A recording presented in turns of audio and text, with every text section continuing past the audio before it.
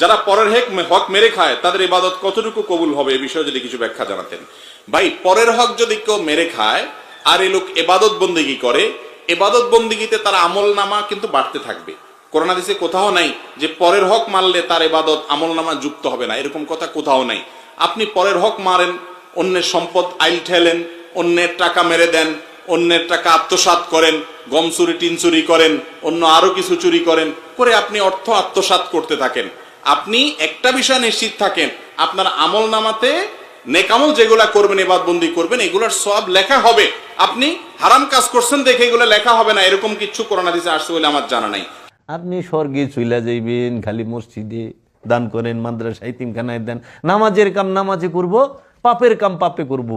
কতটি বক্তা বাইরে সেরা আবার এমনি ব্যালেন্স করে যে আপনি যাহাই করেন, যে বড় পাপ করেন কোনো অসুবিধা নেই, আপনি নামাজটা ঠিক রাখেন। এমনি কয়, এই দান্দাবাজের বাচ্চা, কে কইল তোমার এই কথা যে তুমি যা মঞ্চে তাই করো, কোনো অসুবিধা নাই, কিন্তু নামাজ ঠিক রাখেন। নামাজের হিসাব নামাজে আর পাপের হিসাব পাপে। কই পাইলেন? কোরআনে কোন হানেই কথাটা কইল? হাদিসে কোথায় কইল এই কথা যে তুমি পাপও করো সালাতও করো? আল্লাহ কি কইছে?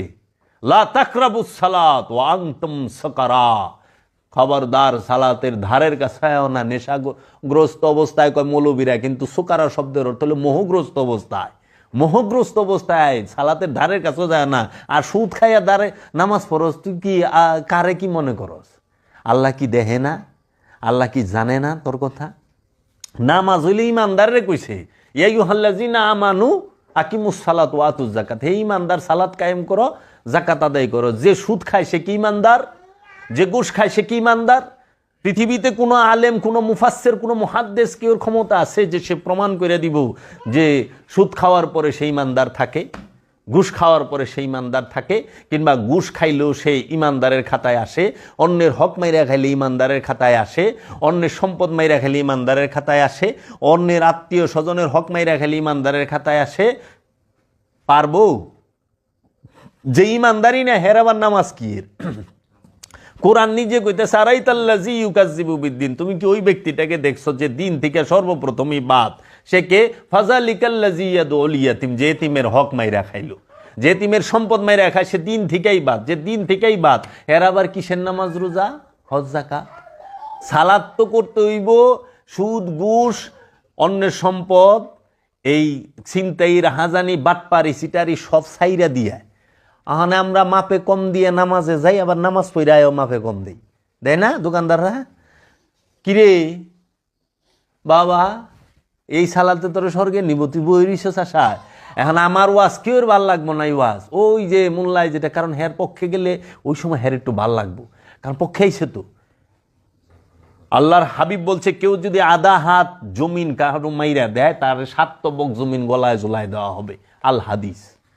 আধা জমিন মারলে 7 তবক জমিন গলায় ঝোলাই দিব। আর তুমি তো পুরা পাখি গিলা হালাইছ, পাখির পাখি গিলা হালাইছ। তোমার কি হইব গো বাপু? বাইস্তার হক দেও নাই, বায়ের হক দেও নাই, বইনের হক দেও নাই, আত্মীয় স্বজনের হক দেও নাই, কিন্তু 5 ওয়াক্ত নামাজ। সালাতুল ইমানদারের জন্য, সিয়াম ইমানদারের জন্য, হজ ইমানদারের জন্য, কুরবানি ইমানদারের জন্য, যাকাত ইমানদারের জন্য। কোরআন বলতাছে আমানুর জন্য। আমানু আমানু আমানু। মুমিনের জন্য যাকাত নাই, মুমিনের জন্য যাকাত নাই, মুমিনের জন্য সালাত নাই, সালাতের হুকুম মুমিনের জন্য নাই। সালাত, মুমিন সালাতের উপরে থাকে। মুমিন সালাত শিখায়, মুমিন সালাত কায়েম করে না। যার সালাত কায়েম হয় নাই সে কখনো মুমিন না। যার সালাত কায়েম হয় নাই সে কখনো মুমিন না। এজন্য আমানু আর মুমিনের তফাতের বেলা আলোচনা আইছে তো, এই যে সামনে শুনবা, আমি কথা আছে মিডিয়ায়, যে আমানু আর মুমিনের পার্থক্য কি? তো একজন জিজ্ঞেসে, আলেম সাহেব বইছে, আমি কইলাম আপনি কি ইমাম সাহেব? কয় হ, নামাজ পড়ান। হ, আপনি কোন তো, আপনি কি আমানু না মুমিন? লড়াছড়াদা বইছে তো কয় আমি তো একজন আমানু। আমি বললাম ও, তা আপনি ইমামতি করেন কে? আমানুর ইমামতির হুকুমই নাই।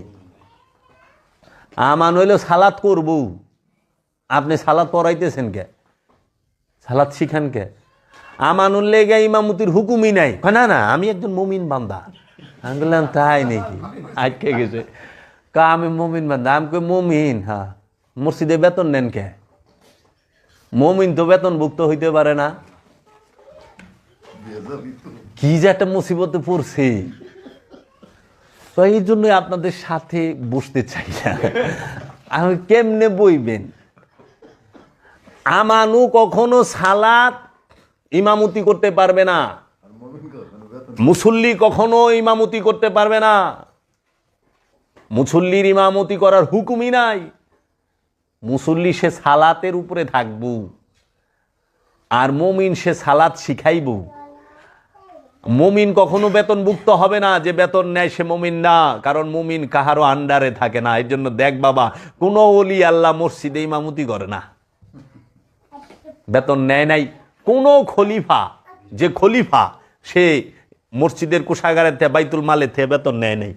যা দেখ, খোল কই ভাইলি লাম আনোয়ার মুমিন কেল ই তো দেখবা হইলো এহেনে যে মজা কারে কয় যে বইবু মরবার লেগাইব এহেনে ইজ্জত যেটুকা সুটুকু আড়াইবার যে কোন হান্দা যে ই হইব দিশা। আর আমি তো আজগবি শরীফ লয়ে বম না, আমি কোরআন মাজিদ লয়ে বসুম।